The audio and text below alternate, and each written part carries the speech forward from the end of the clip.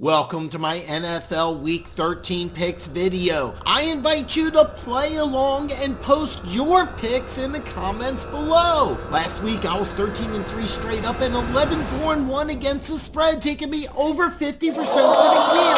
Will it continue? Let's find out. Thursday night football is a good one with Seattle traveling to the Big D to play the Cowboys. Dallas is a 9.5 point favorite and the over-under is 46.5. Dallas has been unstoppable at home this year, going 5-0 and scoring 205 points total. That's 41 points a game. On defense, they are just as good, allowing 60 total points. That's only 12 a game. Yes, the Cowboys in 5 home wins are averaging a margin of victory of over 4 touchdowns. However, Seattle, losers of 2 straight, desperately needs this win to keep their playoff hopes alive, and Thursday night they bucked the trend. And I mean cover, but Dallas still gets the win. Cowboys 34, Seahawks 25. To start our afternoon delight, we have Arizona traveling to Pittsburgh to play the Steelers. Pittsburgh's a 5.5 point favorite and the over-under is 40. After firing Matt Canada, Pittsburgh's offense gained over 400 yards for the first time all season while still holding the Bengals to 222 total yards. Arizona last week, after taking an 8-7 lead in the first quarter against the Rams, let the Rams score 30 unanswered points. It won't be quite that bad this week, but still bad. I got Steelers 27, Cardinals 16. Next up is Atlanta traveling to New York to play the Jets. The Jets are a 2.5 point home dog with the over-under at 34. The Jets are staying with Tim Boyle, while Atlanta, after stopping a 3-game skid, is now on top of the NFC South and will stay there after Sunday. Falcons 19, Jets 15. The holiday season is coming up and many of you will be traveling. A recent scientific study proved subscribers to Dan Talks Football are over 269% less likely to have a glacier hit your car while traveling. This holiday season, stay safe and subscribe. Now back to the picks. Next up, we have an NFC South showdown with Carolina traveling to Tampa to play the Bucks. Tampa Bay is a 5.5 point favorite and the over-under is 37. We have a new main man in Carolina with Chris Tabor taking over as head coach. Frank Wright only lasted 11 games, and usually when a coach is fired mid-season, the team rallies and wins that first game. It happened with the Raiders earlier in November, and I think the trend continues. Carolina gets win number 2, Panthers 20, Bucks 19. Next up, Miami travels to Washington to play the Commanders. Washington is a massive 9.5 point home dog and over-under is 50.5. Let's keep it simple. When Miami plays a team with a winning record, they lose. But when Miami plays a team with a losing record, they win. Washington is 4-8.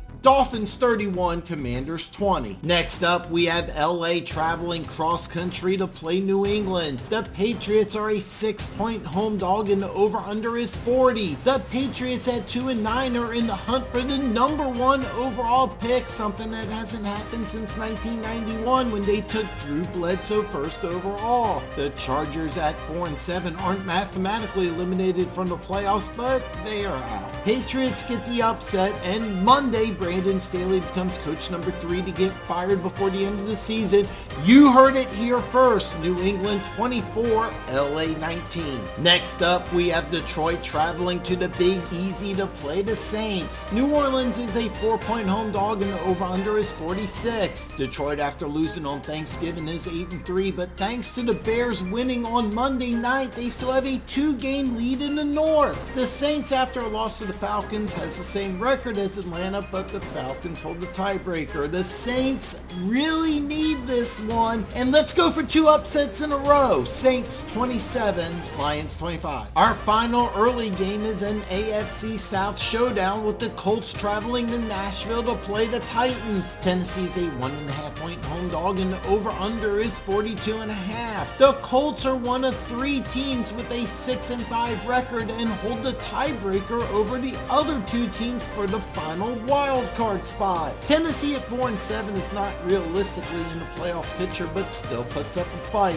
Colts get the win in a tough one. Indy 25, Tennessee 23. Our first late game is a good one with playoff implications as Denver travels to Houston to play the Texans. Houston's a 3.5 point favorite with the over-under at 47.5. Denver is the hottest team in the AFC, winning 5 straight, while Houston is led by most likely Rookie of the Year CJ Stroud. Winner will tie Indy, who I predict will win, at 7-5, while the loser will really need some help to make the playoffs. Why the Texans are favored is kind of a mystery to me. On the Denver side, you have a future Hall of Fame head coach and quarterback combo versus a head coach quarterback rookie combo that the Texans have. To me, that should give Denver the edge, but I'm going with a hunch instead. Houston 26, Denver 24. Next up, we have Cleveland traveling to LA to play the Rams. The Rams are a 3.5 point favorite and over-under is 39.5. The Rams quietly have snuck back into the playoff hunt, winning 2 straight, while Cleveland at 7-4 still holds the 6th seed in the AFC, but got beat up really bad in a loss to Denver last week. Myles Garrett and California native DT are questionable for Sunday, and I like the Rams against a beat-up Browns team.